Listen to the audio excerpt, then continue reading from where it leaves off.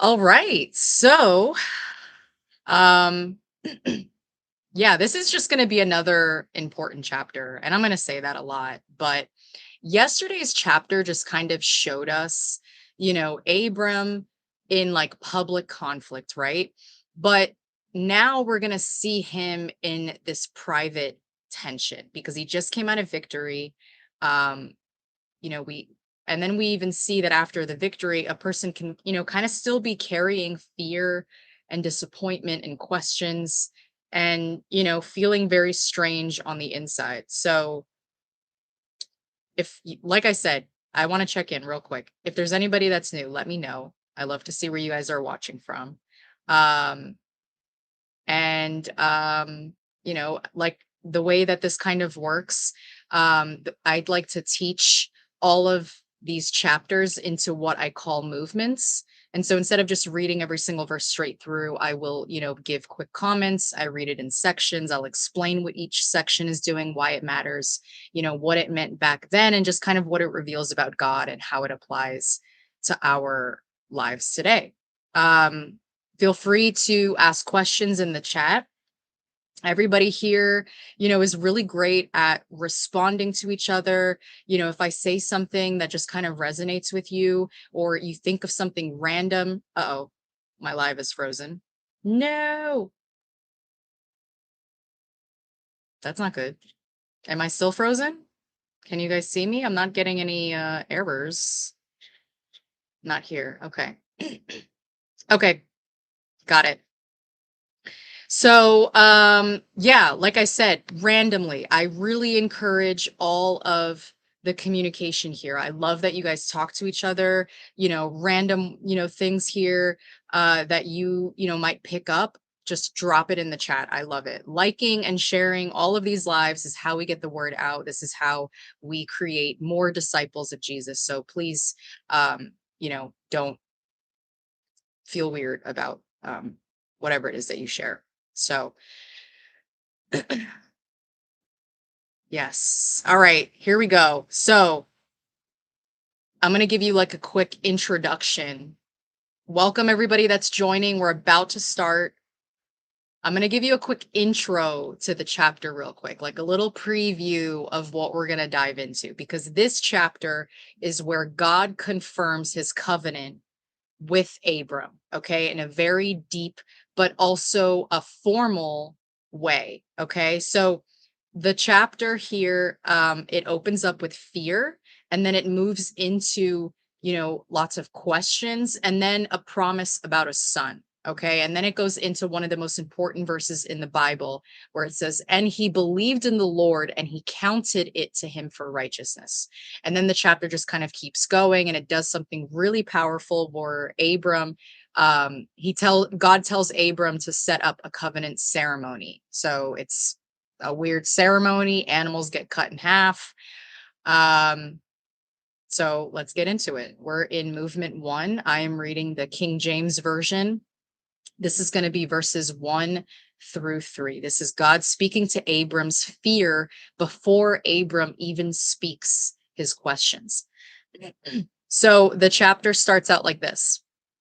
After these things, the word of the Lord came unto Abram in a vision, saying, fear not, Abram, I am thy shield and thy exceeding great reward.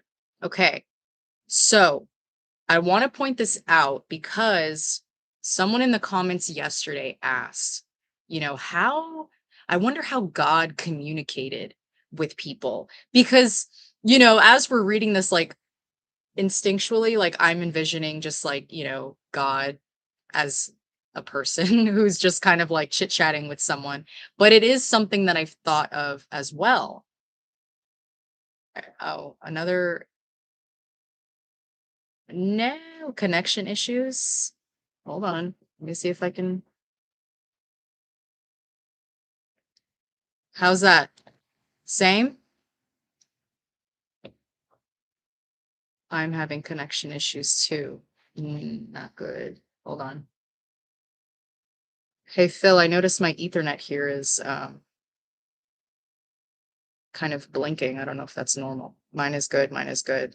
Okay. No issues here.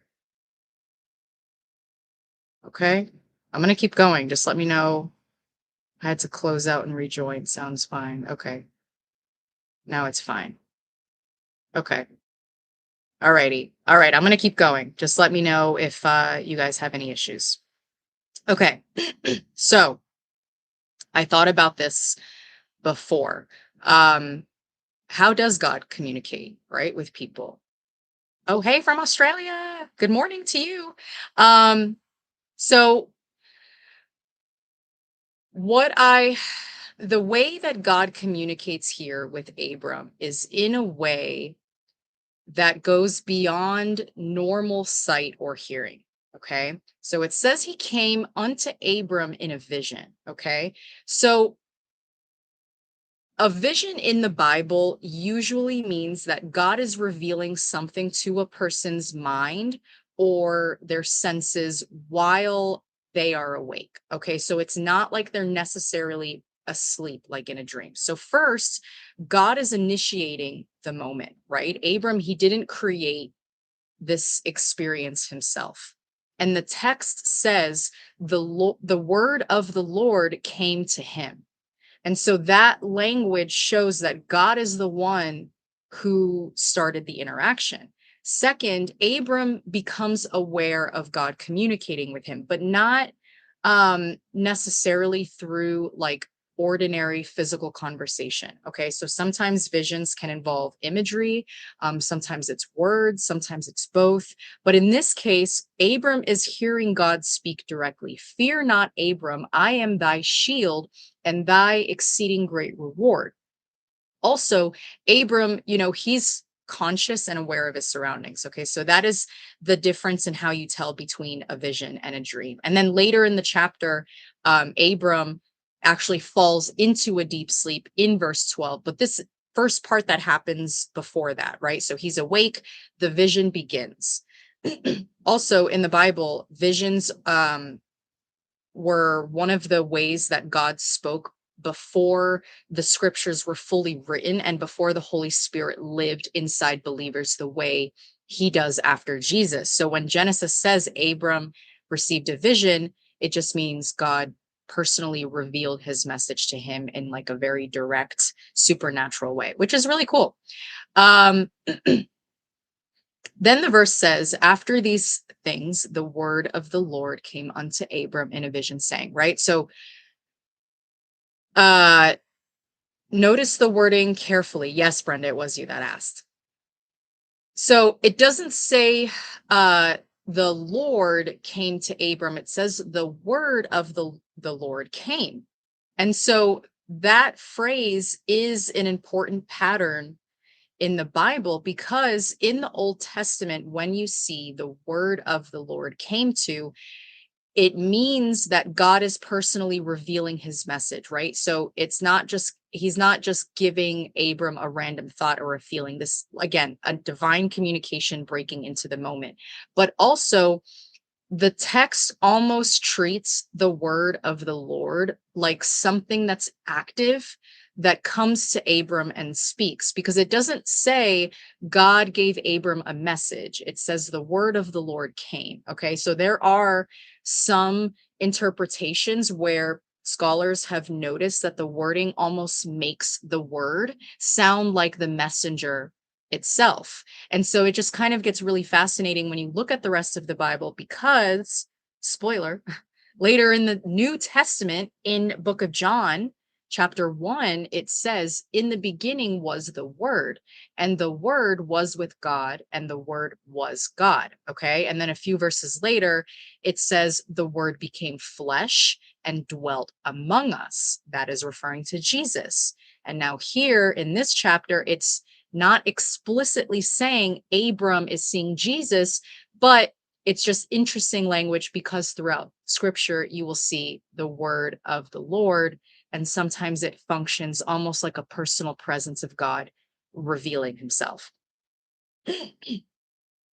Then he says in that verse, fear not, Abram, I am your shield and your exceedingly great reward. So another small detail that's easy to miss, because right here, God is addressing Abram's emotion before Abram says anything. Okay. Abram hasn't even spoken yet, but God is already saying, do not be afraid, which tells us that God sees the inner state of Abram before Abram even explains it. So the very first thing God is essentially saying is, Abram, hey, before we talk about anything else, I just want you to know that you're protected and you didn't lose anything by trusting me. So that's essentially why that part is important, because again, it says, after these things is what the verse says.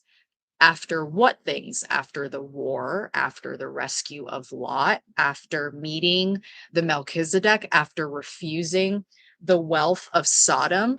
And so what's happening here is that in chapter 15, this is showing us what he is feeling after the last chapter. Okay. And so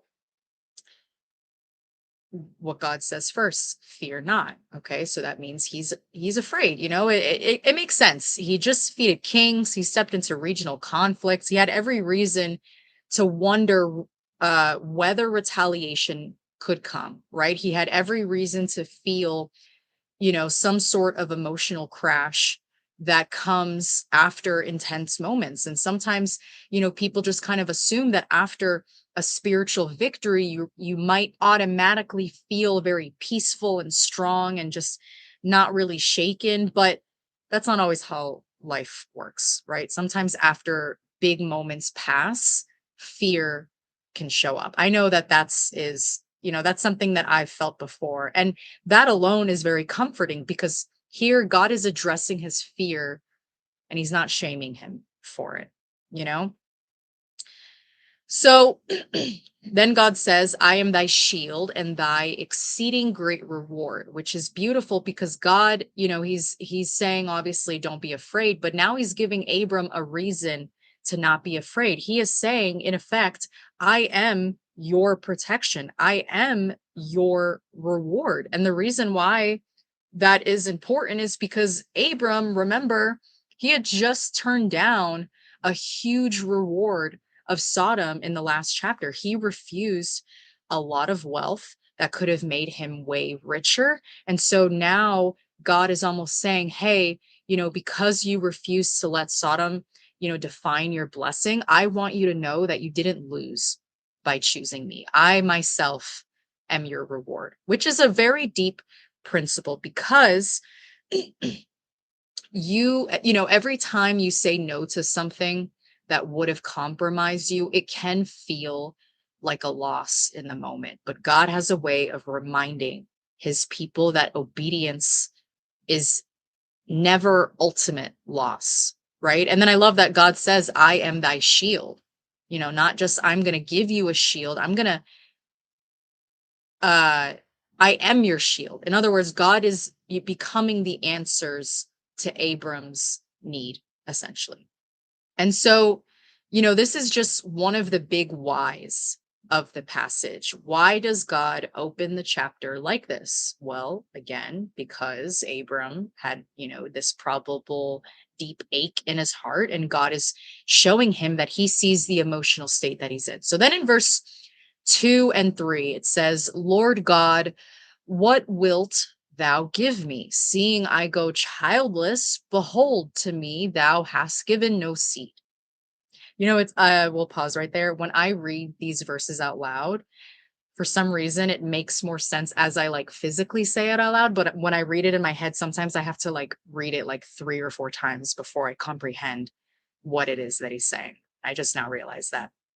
But this is an honest prayer that's happening in the Bible here. Abram is basically saying, hey, Lord, I hear what you're saying, dude. I hear you. You're telling me you're my shield and you're my reward. But the thing that still hurts is that I don't have a son that you promised. Okay. So that is an aching faith. It's the kind of prayer that still talks to God instead of walking away from him. Exactly. It's very human. And it's important because, there is a difference between doubt that rejects God and doubt that runs to God. Abram's obviously not turning his back, but what he's doing is he's bringing his pain into this relationships. Exactly. We've all had those conversations with God. There have been moments where I've had prayers and I will legit just be like, I don't even know what to say to you right now. But it is a huge lesson for us because just because, for anybody, who is maybe new into their faith, I don't ever want you to think that having faith means you never have to voice your confusion, because this chapter is showing you the opposite. You can have real faith and still ask really hard questions, and your faith can say, Lord, I don't understand what you're doing. And so Abram, he's not hiding that frustration. He is bringing it into prayer. Have you guys ever been in a season where God, was blessing areas of your life, but there's still just like that one deep unanswered prayer that made everything else almost feel incomplete? I know I have. I asked that because that's literally what he's expressing. He's obviously not denying that God has done things. There's just one thing that he can't get past. And that's how I have felt before. It's hard to almost feel like you're being ungrateful because there are so many blessings that God has had in your life, or God has done in your life. But then there's like that one thing and you're like, dang, am I being selfish? You know? So that is what that's showing us right now. And so for movement 2, I'm so pumped right now. I don't know why. God does not rebuke Abram for the question. He repeats the promise with more clarity. This is movement 2. This is verses 4 and 5. So then the text says, and behold, the word of the Lord came unto him, saying, This shall not be thine heir, but he that shall come forth out of thine own bowels shall be thine heir. So, very direct. God is pretty much being very specific here. So, I'm going to explain to you the context here. Abram had been looking at Eliezer and Damascus as the likely heir, okay? Because culturally, that is what would have made sense. If a man does not have a child, then a servant or a household member would then become the heir. And so Abram, it's not like he's talking nonsense. He is just kind of talking about what seems realistic at this moment. But God is breaking through Abram's realism, and he's being like super specific here. He says, This shall not be thine heir. In other words, Abram, stop trying to fill in the blanks of my promise with your own logic. And again, this is such a word for people who are in waiting seasons, because when God delays, we start trying to complete the promise in our own way, right? Like we start saying, well, maybe he meant this or he meant that, or maybe this substitute is what God really had in mind. But here, God makes it very plain and clear. No, not Eliezer, not your backup plan, not your interpretation of what is manageable. It is going to be a son from your own body. And so then God does something that's very personal. He says, and he brought him forth abroad, which means he took him outside. Probably like, he nudged him in his head, like, go outside, which I love. Okay. Because what God is going to do here is he is changing Abram's viewpoint. Okay. So he's not just now going to answer him with words. He is taking him outside, and then he says, Look now towards heaven and tell the stars, if thou be able to number them, so shall thy seed be. So why the stars? Because Abram needed something bigger than the walls of his tent. He needed a visual that contradicted the present limitation that's going on in his life. Okay. He's inside a tent. He saw his age. He doesn't have a kid, his disappointment, and just kind of like the slow passage of time. And outside, just kind of envision, we're all outside right now. Close your eyes. You're outside under the sky. And now what he is seeing is a visual sermon. So that is what God is doing. He is preaching to Abram through creation. And so the stars, they're doing a bunch of things at once. First thing is that they're showing number. They're showing like the vastness, and they're showing what Abram cannot count, but what God can still create. So they show that what looks impossible at like ground level is not hard for the one who made heaven, which is so like there's just something so beautiful here because God is lifting up Abram's eyes. And that part is how God is strengthening his faith. He is changing where you are looking. He's literally like, look around you, look at what I can create. Like me, literal God Almighty, I can create this. So, like, don't worry. And so, sometimes the reason people are just kind of collapsing emotionally, obviously God never stopped being faithful, but it's like when you are just staring only at the ground level facts, like God is not denying the facts, obviously. Abram's old, Sarah is barren, time has passed, but God is now saying, hey, look higher, look higher. I would have passed out. Hilarious. Me too, honestly. And so I want to ask you guys, what have your eyes been fixed on lately? The limitations around you or the God that's above you? This is literally a chapter where Abram is being told to look. Also, the star promise becomes one of the central images of like the Abrahamic promise in scripture, because later biblical writers are going to connect this chapter, especially with the doctrine of justification by faith. So now we're in movement 3. This is verse 6, one of the biggest verses in the whole Bible. So then we get to a line that just kind of changes everything. It says, and he believed in the Lord, and he counted it to him for righteousness. That verse is massive. It is not an exaggeration to say that this is probably, there's going to be many, but it's a very important verse in scripture because the New Testament quotes or builds on this verse repeatedly. You're going to see it in Romans and Galatians, and it just becomes foundational for understanding justification by faith. So now I want to kind of make this a little easier to understand. What does it mean that Abram believed God? It means that Abram now trusted what God had said, even though he couldn't see it yet. It's obviously not perfectly, it's not with zero struggle, but it is truly. And when it says that God counted it to him for righteousness, the word righteousness basically means being right with God. It means like being in the right standing before him. Now you're being accepted by him and you're not guilty before him. So it just kind of means that Abram was not declared righteous. Actually, this is another point to kind of think about.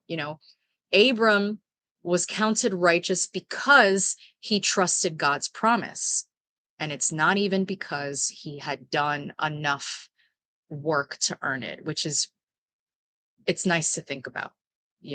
God doesn't need you to be perfect. And so this is actually important as well because Abram is counted righteous here before circumcision. Why am I having a brain fart? Circumcision. You guys know what I mean. But the reason why, I don't know why I can't say the word. In Genesis chapter 17, okay, close enough.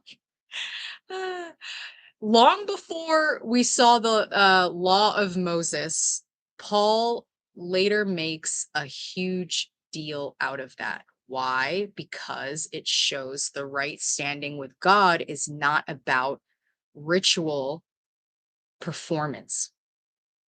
It is about faith. I'm just laughing at myself here. And so, what this verse is teaching is that, good works, they don't really matter. The good works matter as like the fruit of faith, but it's the root of righteousness is trust in God. So now also remember, Abram, you know, um, I think that the reason why it matters so much is because people think, again, whenever you have faith, that once you kind of, all right, I have faith, I get it now, that that you stop wrestling with it. But this is just really destroying that idea, that in this same chapter, he asks questions twice. And so this verse still stands. Why? Because biblical faith is not the absence of struggle. It is the choice to trust God in the middle of the struggle. That's what's important here. So this verse is essentially the gospel before the gospel is fully unloaded. It is the New Testament message that's already sitting in Genesis. Okay. So God's people are made right with him by faith. Circumcision. All right, I got it now. I had a brain fart there. Okay, so this would be okay, so I want to ask you guys, do you think most people live like naturally live like righteousness, before where it comes from trusting God, or do we just kind of naturally shift into trying to prove ourselves? And I would say it's, probably more of the second one, because there's, unless you have really good self-control and you've been very far along in your path, it's probably a lot harder, for most people to naturally live like that. But again, this is just kind of going verse 6 is just kind of going straight against the pride of human nature. Most people would rather earn than receive. So now we're in movement 4. So even after this huge faith moment, Abram still wants assurance about the land. So we're now in verses 7 and 8. And then the chapter moves on, and God says, I am the Lord that brought thee out of the Chaldees to give thee this land to inherit it. So then Abram says, Lord God, whereby shall I know that I shall inherit it? Okay. So this is interesting because Abram had, he just believed in verse 6 in God, that in the promise and everything. But now here he is again in verse 8, and now he's asking for assurance again. And the reason why I think the Bible put that right next to each other, because this is what real life is like. People can have genuine moments of faith, and then 5 minutes later, we're like needing that reassurance again, so it just means that we as humans, are sometimes weak, and we need God to keep strengthening, us. And it's encouraging because God doesn't abandon Abram, where he's like, all right, I'm done with you. Get out of here. He meets him in it, because notice what God says first. He says, I am the Lord that brought thee out of Ur. So God is reminding Abram of what he already did.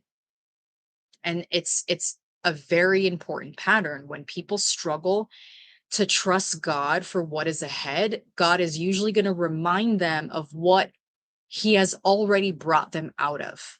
In other words, Abram, don't forget who called you here in the first place. And I think that that's something we as believers need constantly. Memory strengthens your faith, and rehearsing God's past faithfulness helps steady the heart for the future, being in gratitude. Remember that the lows that you are experiencing now are probably not the same lows that you were experiencing, years ago.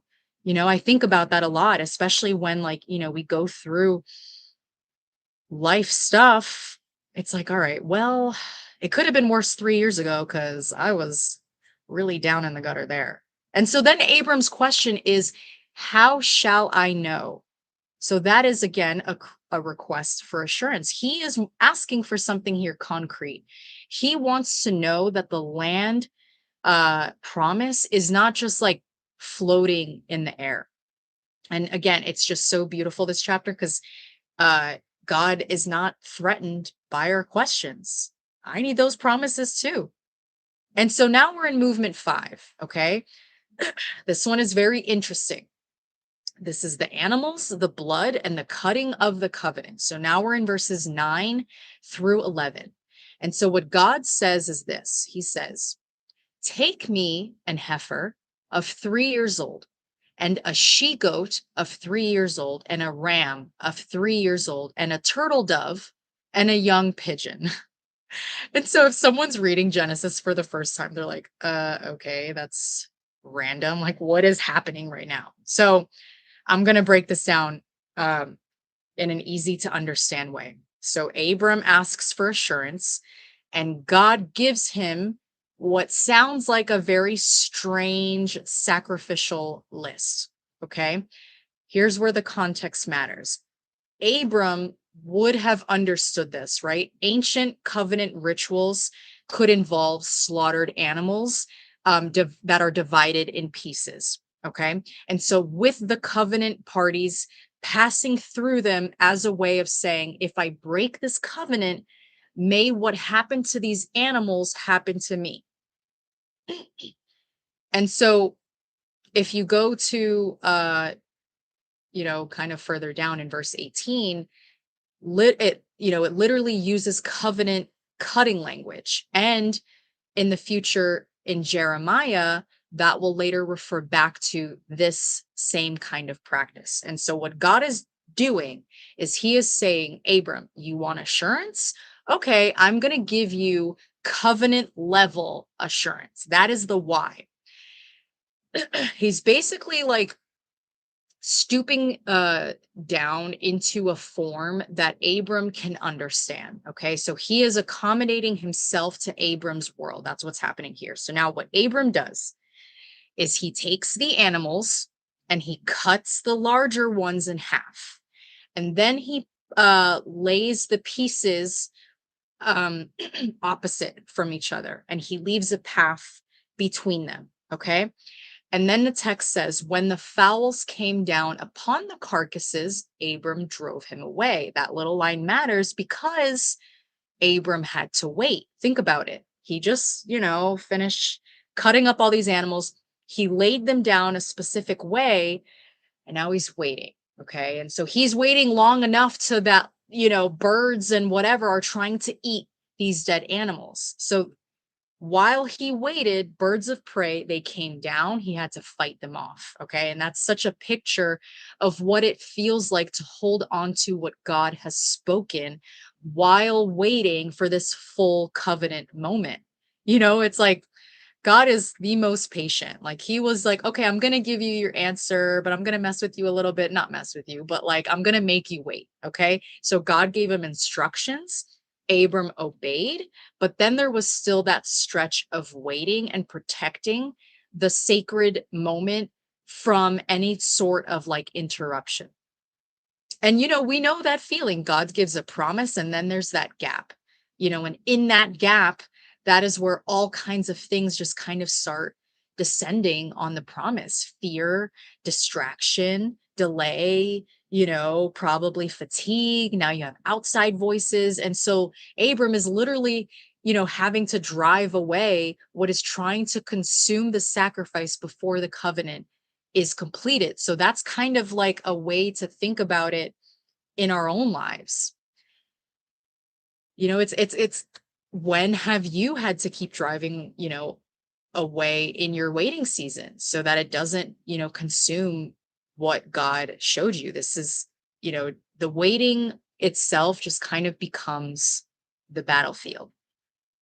So now in movement 6, God tells Abram the future, okay, that is going to include suffering and delay and judgment, okay, not just blessing. So now we're in verses 12 through 16. So it kind of gets a little heavy here. Exactly. It is the training of the spirit. So now the verse says, and when the sun was going down, a deep sleep fell upon Abram, and lo, and horror of great darkness fell upon him. So that's kind of intense language there. This is basically Abram is overwhelmed. Okay, there's dread, there's darkness, there's weight. The reason is because covenant is serious. Revelation is serious. Okay, the future God is about to show Abram, it's not simple, meaning that God is about to reveal what will happen later to Abram's descendants. And so then God says, know of a surety that thy seed shall be a stranger in a land that is not theirs, and shall serve them 400 years. So basically what God told Abram here is he said, be certain about this. Your descendants are going to live in a land that does not belong to them, and they will be forced to serve the people there for about 400 years. Okay, so it's, kind of crazy because Abram just asked for assurance about descendants in the land, and God is, responding by telling him the story that is going to involve slavery, affliction, and just like a long delay before the possession. Okay, so Abram's descendants, which are the Israelites, they will, this is spoiler, they're going to move to Egypt. They're going to live there as outsiders, eventually become slaves, and they're going to be there for a long time. And so I was, kind of thinking, well, why would God tell Abram that, like right here? And the reason why is because he wants Abram to understand that promise does not mean immediate ease, which is such another important lesson for us, because sometimes people hear promise and assume quick fulfillment, an easy road, a smooth timeline. But here it's just kind of showing that God can promise something with absolute certainty, but is still going to allow a very long and painful process before it's fully realized. And so God is telling Abram about what's going to happen later in Egypt, right? Israel's going to be strangers there. They're going to be, enslaved there. And then God is going to judge that nation and bring his people out. And so, this is kind of looking ahead to Israel's oppression and in Exodus, and just kind of the broader Bible later, which shows cloud and fire as signs of God's presence. Okay, so I'm going to connect this to what's going to happen next. So then God tells Abram, thou shalt go to thy fathers in peace. In the 4th generation, they shall come hither again, for the iniquity of the Amorites is not yet full, which basically means you will die peacefully and be buried after living a long life. Go to your fathers is an ancient way of saying that you will die and you will join your ancestors. And so basically God is kind of assuring Abram, you will personally not go through slavery, okay, that he just described. You will get to live your life and you will die in peace. And then when he says, in the 4th generation, they shall come hither again. That means your descendants will come back to this land after several generations. And then the last line, the iniquity of the Amorites is not yet full. So basically what that means is, God does not judge randomly or unfairly, right? He is patient. And so the future conquest of Canaan will not happen because, you know, it's going to happen because of God's timing. It's not going to be like an impulsive thing that happens after the sin of those people reaches its full measure.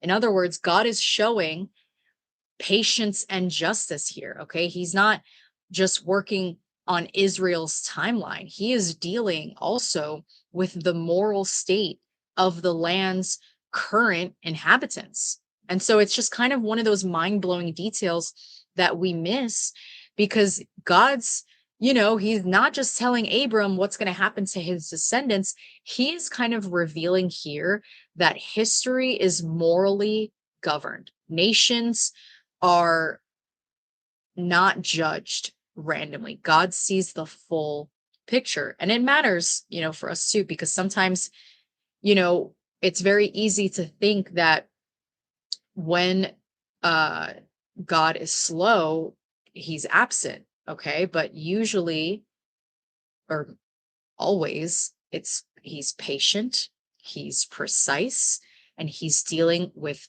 many, many more layers that we can see for our future.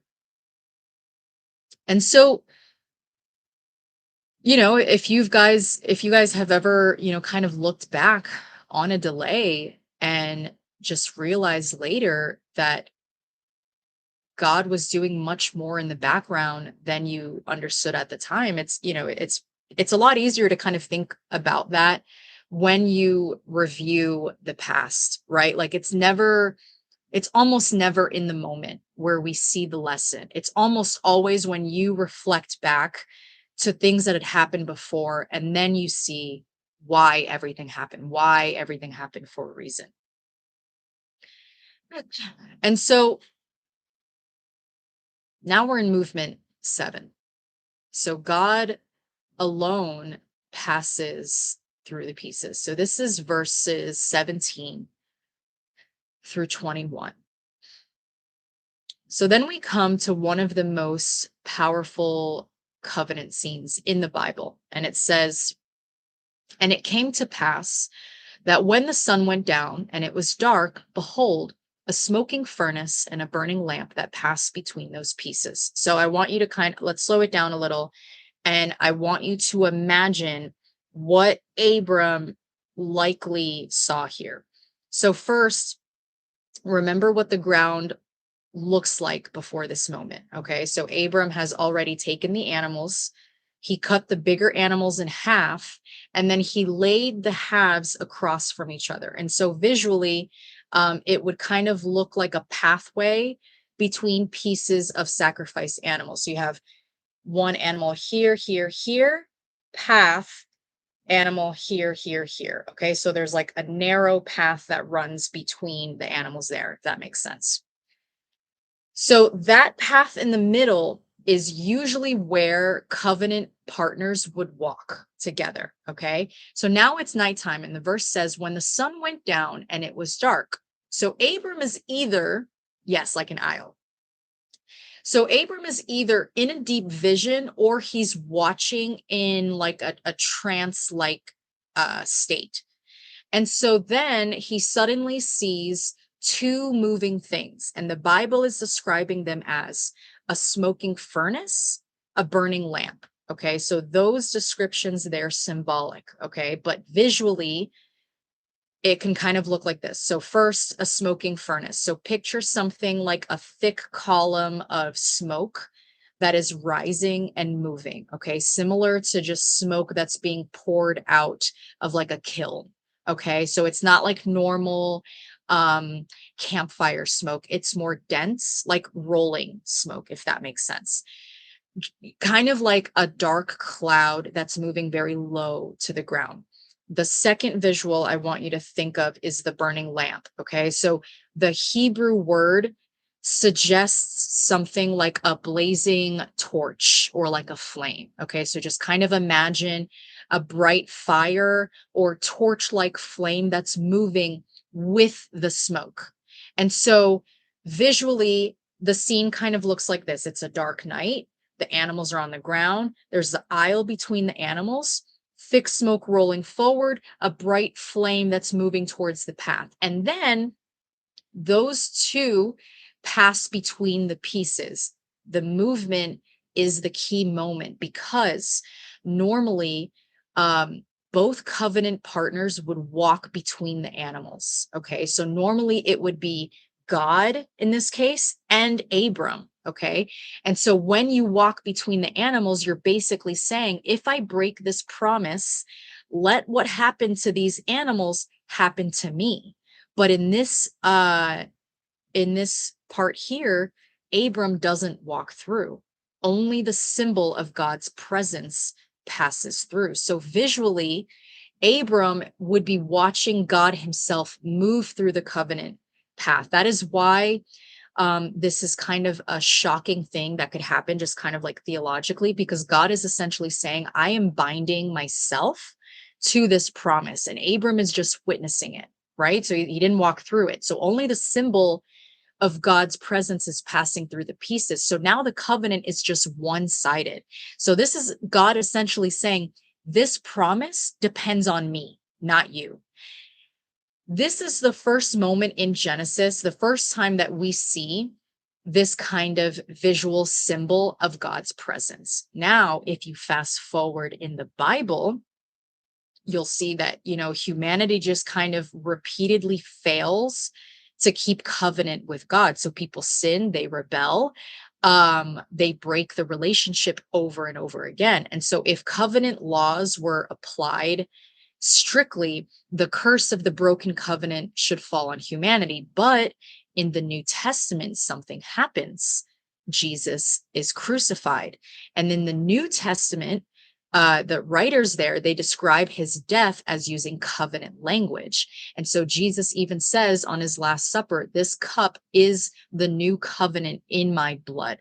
And so there are some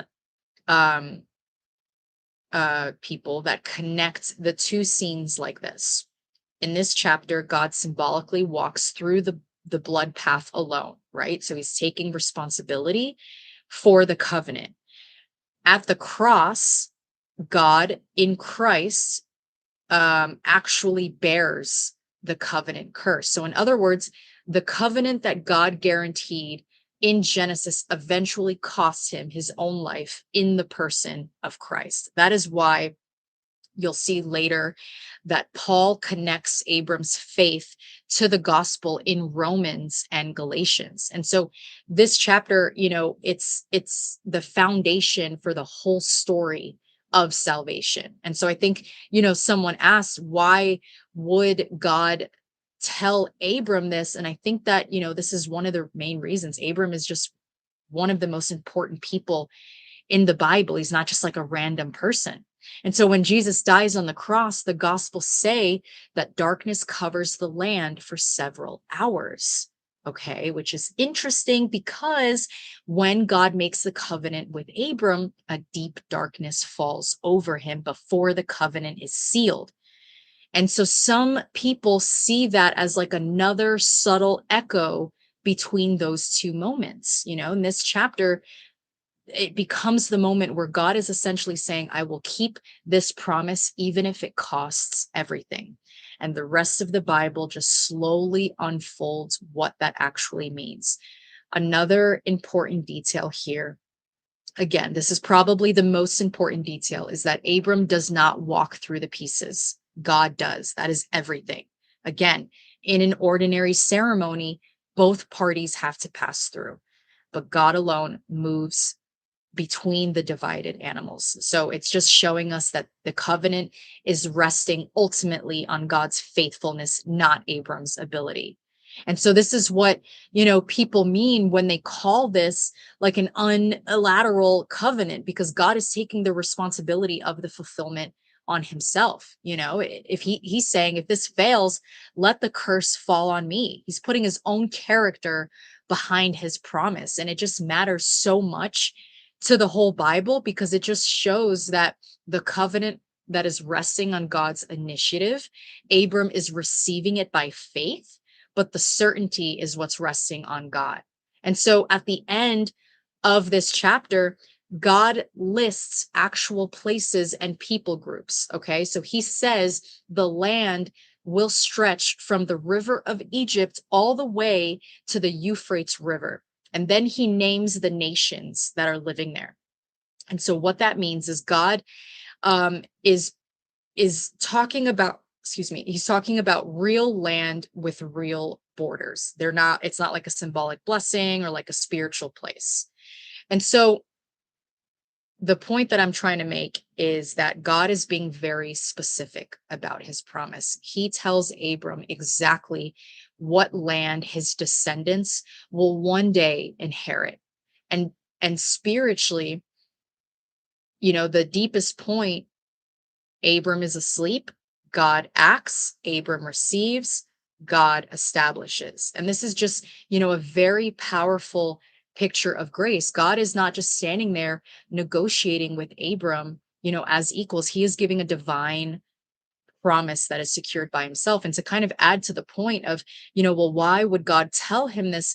Think about it like this. The first thing that he said to Abram is to not be afraid before Abram even spoke out loud, which means God knows what Abram is feeling like internally. And so he knows that in order for Abram to have faith, he has to tell him certain information, right? And so it could have been different with anybody. So if it was somebody else, maybe that person wouldn't have needed that level of information in order to truly trust God. And so I think that that is the reason why he told him all of this information, is because he knows Abram's heart, and he knows what, essentially what he needs to tell him um, in order for Abram to just kind of fully trust him, and to maybe not have another moment of, feeling so much doubt. And so I think one of the biggest themes of the chapter is, if you step back, this chapter is doing a lot of major things. Okay. It's showing us that fear can exist even after victory. And God is still, gentle enough to meet people there. It's showing us that you can have your questions and your doubt, and that doesn't disqualify you from faith, because Abram brings his uncertainty to God, and God responds by showing him closer. He gives him a visual sermon. It's showing us that faith is counted as righteousness. And in verse 6, that just kind of becomes one of the most foundational verses in the entire Bible for understanding how people are made right with God. Okay, a truth that the New Testament later builds on in Romans and Galatians. And it just shows us that promise does not cancel process. That's another big one for me. Abram is promised descendants and land, but God reveals to him that there will be slavery and there will be delay, and it's going to be a very slow unfolding of history. It just shows us that covenant security ultimately rests on God's faithfulness. That last one is really huge, because people usually live as though everything depends on them holding everything together perfectly. But this just kind of reminds us that, the deepest security of God's covenant people rests on not our strength, but it is in God's commitment, essentially. And so, a good just kind of application with how this, applies to us today is that when you come out of one season and you realize the outside battle may be over, but the internal battle has begun. Abram, he's not fighting kings. Now he's wrestling with fear and disappointment and waiting. That applies to you. It applies when God has done very real things in your life, but there's still that one area where the promise probably feels very painfully delayed. Just like Abram, he had victory, lots of wealth, but he still doesn't have a son, and that weighed on him. It also applies when you wonder whether your faith, means that you have to pretend you never have questions, or that you're being ungrateful. And so this just kind of shows us that being honest is a part of the relationship. It applies when waiting is going to tempt you maybe to reinterpret God's promise according to what seems more realistic. Just like how God had to clarify to Abram that the heir would not be Eliezer. Okay. Sometimes God has to rescue us from our own backup plans. It also feels, it also applies when life just kind of feels like everything depends on your ability to kind of keep things from falling apart. And, this is just one of the deepest foundations of God's promise, is that it rests on him, not you. And so I think, it just pushes us to ask, do I trust God, what God has said, enough to keep believing in him, even when the timeline makes absolutely no sense to me, even when I cannot see the map and the path that goes ahead? So I think, what I want you to kind of, take away from this is, and, maybe sit with tonight, is where in your life do you need God to remind you, fear not? What promise have you struggled to kind of keep believing that the waiting has gone longer than you expected? Are you trying to protect God's promise with your own backup plan?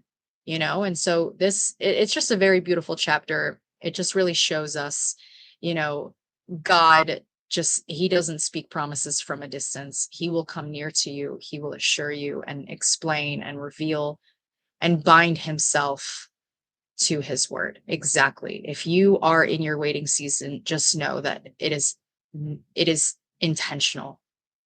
Everything is intentional, literally.